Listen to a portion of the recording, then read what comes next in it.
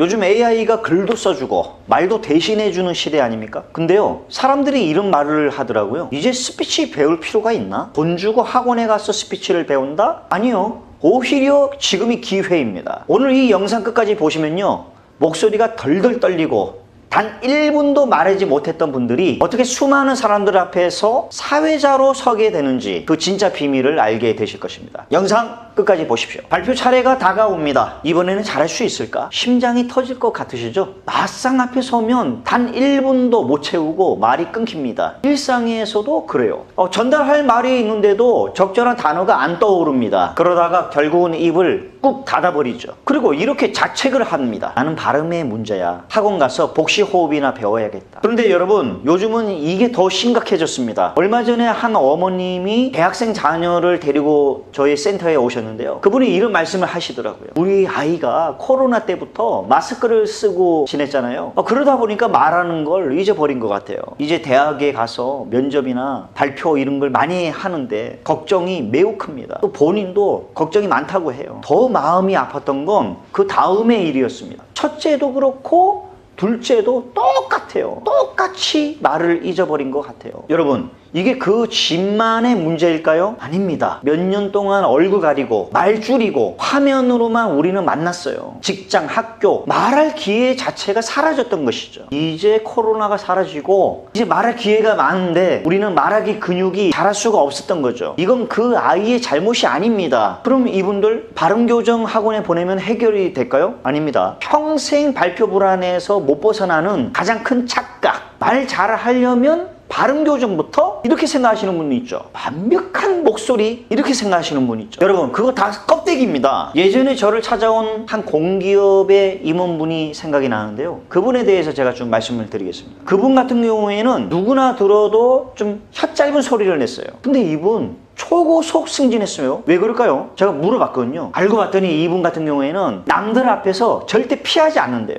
발표를 할 때 머리끝부터 발끝까지 자기는 다 노출해도 멘탈이 끄떡없대요. 또는요, 발음이 좀 씹혀도 상관없대요. 오죽했으면 자기 아내가 왜 스피치 학원에 가냐고 막 뭐라 했대. 그냥 잘 살아왔는데 뭐가 문제냐고. 그러니까 진짜 문제는 발음의 문제가 아니라는 것입니다. 좀 틀리면 어때요? 틀리면 남들이 비웃을 거야 이렇게 생각하지 않습니까? 이게 바로 생각의 틀이에요. 마치 붕어빵에 그 어떤 틀이 있죠? 꽉 막힌 그 인지 왜곡, 이 도식화라고 하는데 이게 무서운 거야. 여러분, 이게요, 여러분의 입을 틀어막는 진짜 범인입니다. 여러분, 이거 안 깨면요, 발음 교정해도 실전에서 또 얼어붙습니다. 저 그런 사람 많이 봤어요. 그래서 멘탈과 스피치 아카데미는요, 껍데기 발성부터 하지 않습니다. 단단한 멘탈과 태도부터 세웁니다. 말로만 하는 게 아니에요. 예를 든다면 부산대학교 평생교육원 홈페이지에 들어가 보세요. 거기에요, 저에게 교육받았던 수강생 선생님들이 직접 로그인 해가지고 쓴 후기 글이 200개 가까이가 있어요. 그 중에 한 분은요, 이 수업을 2번째 들었는데, 즉 재수강 하신 거죠. 처음에 소감 발표할 때도 되게 떨렸대요.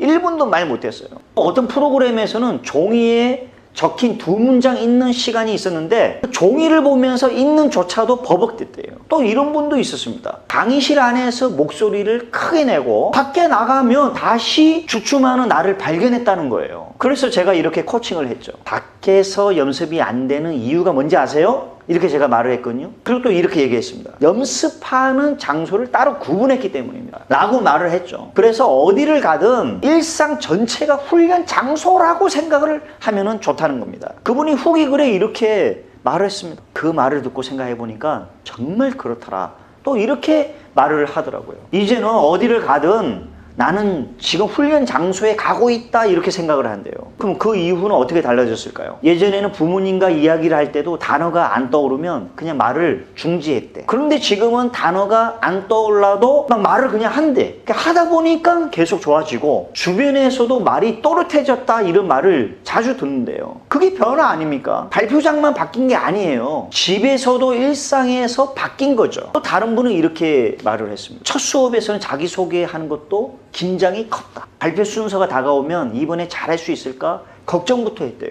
그런데 매주 사람들 앞에 서서 떨리더라도 끝까지 말을 해보고 그 경험이 계속 쌓이니까 이제 깨달음이 왔다고 합니다. 어느 순간부터 떨려도 말할 수 있는 것이 더 중요하다는 것을 깨달았대요. 이분요, 마지막 수업에서 사회를 보셨습니다. 또 이렇게 말을 했습니다. 처음 수업을 시작했던 나라면 상상하기 어려웠던 일이다. 여전히 지금도 떨리지만 그 떨림 속에서도 끝까지 사회를 진행할 수밖에 없었다. 두려움을 끌어안고 한 걸음 내딛는 법을 배웠다고 합니다. 이번 부산대학교 평생교육원의 멘탈과 스피치 한여름 폭염 속에서도 우리 17기 선생님들의 출석률은 80% 이상이었습니다. 이렇게 물어보시는 분도 계세요. 수강생이 15명, 20명이면 제 차례는 뭡니까? 발표를 할 수 있나요? 이것도 후기 글에 답이 있습니다. 그분이 이렇게 말을 했습니다. 너무 걱정 안 하셔도 된다. 3시간 수업 안에 충분히 스피치 연습을 할 수가 있다. 근데 실제 그렇게 합니다. 제가 약 20년간 이 프로그램을 다루었기 때문에 그 프로그램이